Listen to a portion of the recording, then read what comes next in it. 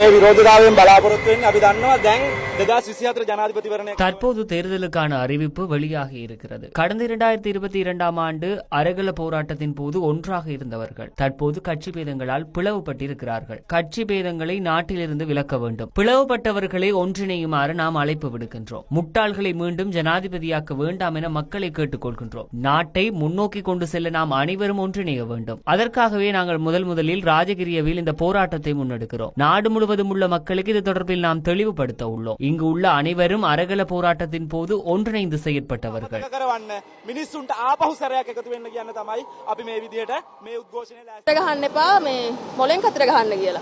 ඒ කියන්නේ අපි හැම වෙලේම කියන කතාවන්නේ මේ மூளையை பாவித்து வாக்களியுங்கள் என்ற செய்தியை தெரிவிக்கும் வகையிலே இந்த ஆர்ப்பாட்டத்தை முன்னெடுக்கின்றோம். அரசியல்வாதிகளின் சலுகைகளைக் கண்டு ஏமாறாமல் எதிர்கால சந்ததியினர் சிந்தித்து செயற்படுங்கள். மக்கள் தாங்கள் உழைத்தால் தங்களுக்கு உணவு என்ற நடைமுறை உள்ளது. இருப்பினும் நாங்கள் உழைத்தும் உண்ண முடியாத நிலையே தற்போது உள்ளது. அரசியலிலிருந்து விடுபட்டு இருக்க வேண்டுமென மக்கள் விரும்புகின்றனர். இருப்பினும் மக்கள் தமது வாக்குரிமையை பயன்படுத்தி தலைவரை தெரிவு செய்ய வேண்டும். நாங்கள் கட்சி பேதமின்றி செயற்படும் அமைப்பு. முட்டாள்களை ஆட்சிக்கு கொண்டு வர வேண்டாம் என்ற செய்தியை கொண்டு வந்துள்ளோம். අපේ ලංකාවේ මිනිස්සුන්ට මේ තියෙන්න ඕනේ මතකේ හරි තියෙන්න ඕනේ මේ ඇත්තටම අපි හම්බ කරත් අපිට කන්න නැති වෙච්ච කාලයක් තිබ්බා කියලා.